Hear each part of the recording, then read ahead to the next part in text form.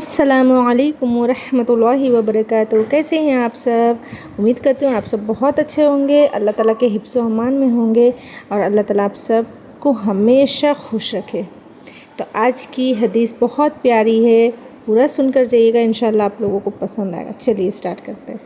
اعوذ باللہ من الشیطان الرجیم، بسم اللہ الرحمن الرحیم۔ تو آج کا ہمارا ٹاپک ہے کہ ایمان کیا ہے۔ حضرت ابن عباس رضی اللہ عنہ سے روایت ہے کہ حضرت جبرائیل علیہ السلام نے رسول اللہ صلی اللہ علیہ وسلم سے عرض کیا کہ مجھے بتائیں کہ ایمان کیا ہے۔ نبی کریم صلی اللہ علیہ وسلم نے ارشاد فرمایا، ایمان کی تفصیل یہ ہے کہ تم اللہ تعالیٰ پر، آخرت کے دن پر، فرشتوں پر، اللہ کی کتابوں اور نبیوں پر ایمان لاؤ، مرنے اور مرنے کے بعد دوبارہ زندہ ہونے پر ایمان لاؤ، جنت، دوزخ، حساب اور اعمال کے ترازو پر ایمان لاؤ، اچھی اور بری تقدیر پر ایمان لاؤ۔ حضرت جبرائیل علیہ السلام نے عرض کیا، کیا جب میں ان تمام باتوں پر ایمان لے آؤں تو کیا میں ایمان والا ہو گیا؟ آپ صلی اللہ علیہ وسلم نے ارشاد فرمایا، جب تم ان چیزوں پر ایمان لے آئے ہو تو تم ایمان والے بن گئے ہو۔ سبحان اللہ۔ حضرت ابو ہریرہ رضی اللہ عنہ سے روایت ہے کہ نبی کریم صلی اللہ علیہ وسلم نے ارشاد فرمایا، جو ان سارے ایمان والی باتوں کو حق مانے، حق جانے، وہ ایمان والا ہو گیا۔ جیسے کہ جنت اور جہنم، جیسے کہ فرشتوں پر ایمان لانا، جیسے اللہ تعالیٰ کو دیکھنے کی ایمان لانا، جیسے کہ رسولوں پر ایمان لانا، یہ سارا کچھ کیا ہے؟ حق ہے۔ مرنے کے بعد دوبارہ زندہ ہونا، یہ سارا کچھ حق جانو، حق مانو تو تم ایمان والے ہو گئے ہو۔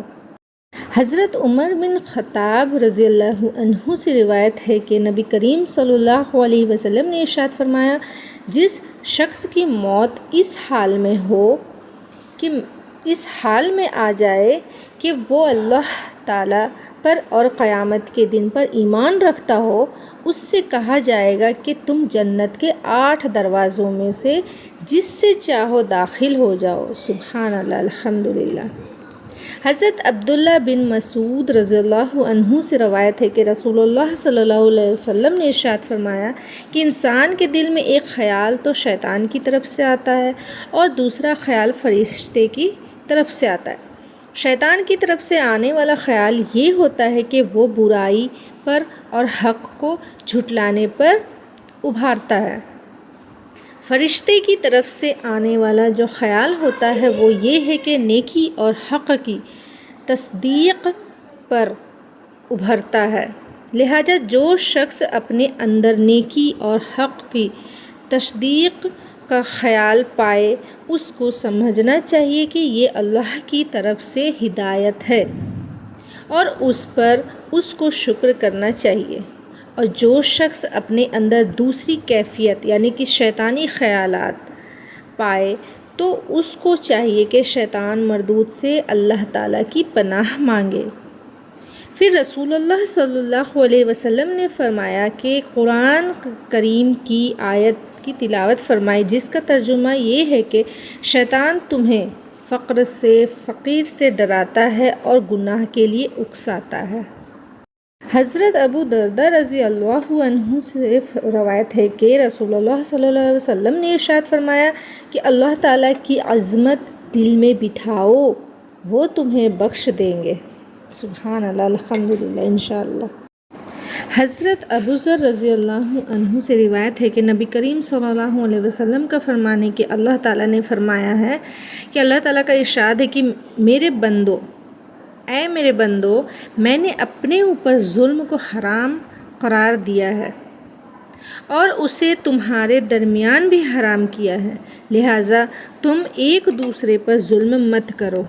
میرے بندو، تم سب گمراہ ہو سوائے اس کے جسے میں ہدایت دوں، لہٰذا مجھ سے ہدایت مانگو۔ میں تمہیں ہدایت دوں گا میرے بندو، تم بھوکے ہو سوائے اس کے جس کو میں کھلاؤں، لہٰذا تم مجھ سے کھانا مانگو، میں تمہیں کھلاؤں گا۔ میرے بندو، تم سب برہنہ ہو سوائے اس کے جس کو میں پہناؤں، لہٰذا تم مجھ سے لباس مانگو، میں تمہیں پہناؤں گا۔ میرے بندو، تم رات دن گناہ کرتے ہو اور میں تمام گناہوں کو معاف کرتا ہوں، لہٰذا مجھ سے بخشش طلب کرو، میں تمہیں بخش دوں گا۔ میرے بندو، تم مجھے نقصان پہنچانا چاہو تو ہرگز نقصان نہیں پہنچا سکتے، اور تم مجھے نفع پہنچانا چاہو تو ہرگز نفع نہیں پہنچا سکتے۔ میرے بندو، تمہارے اگلے پچھلے انسان اور جنات سب اس شخص کی طرح ہو جائے گی جس کے دل میں تم میں سے سب سے زیادہ اللہ تعالیٰ کا ڈر ہے۔ تو یہ بات میری بادشاہت، تو یہ بات یعنی کون سی بات؟ کہ اللہ کو نہ ہم اللہ کو فائدہ دے سکتے، نہ ہم اللہ تعالیٰ کا نقصان پہنچا سکتے، یہ بات میری بادشاہت میں کوئی اضافہ نہیں کر سکتی۔ میرے بندو، اگر تمہارے اگلے پچھلے انسان اور جنات اس شخص کی طرح ہو جائے جو تم میں سے سب سے زیادہ فاجر و فاسق ہے تو یہ چیز میری بادشاہت میں کوئی کمی نہیں کر سکتی۔ میرے بندو، اگر تمہارے اگلے پچھلے انسان اور جنات سب ایک کھلے میدان میں جمع ہو کر مجھ سے سوال کرے اور میں ہر ایک کو اس کے سوال کے مطابق عطا کروں تو اس سے میرے خزانوں میں کوئی بھی کمی نہیں ہوگی، جتنی کمی سوئی کو سمندر میں ڈال کر نکالنے سے سمندر کے پانی میں ہوتی ہے۔ یعنی کہ اللہ تعالیٰ کے خزانے میں چاہے اللہ تعالیٰ جتنا بھی دیتے ان کے خزانے سے کوئی بھی کمی نہیں ہوگی، جیسے کہ سمندر میں سوئی ڈالنے سے جو سمندر کے پانی میں جو ہوتی ہے نا، سوئی نکالنے کے بعد سمندر کا پانی میں کمی نہیں ہوتی، اسی طرح کے اللہ تعالیٰ کے خزانوں میں کوئی کمی نہیں ہوتی ہے۔ اللہ تعالیٰ کیا فرماتے ہیں؟ میرے بندو، تمہارے اعمال ہی ہے جن کو میں تمہارے لیے محفوظ کر رہا ہوں، پھر تمہیں ان کا پورا بدلہ دوں گا، لہٰذا جو شخص اللہ تعالیٰ کی توفیق سے نیک اعمال کرے تو اسے چاہیے کہ وہ اللہ تعالیٰ کی تعریف کرے، اور جس شخص سے کوئی گناہ ہو جائے تو وہ اپنے ہی نفس کو ملامت کرے، کیونکہ اس سے گناہ کا سرگرد ہونا نفس ہی کے تقاضے سے ہوا ہے۔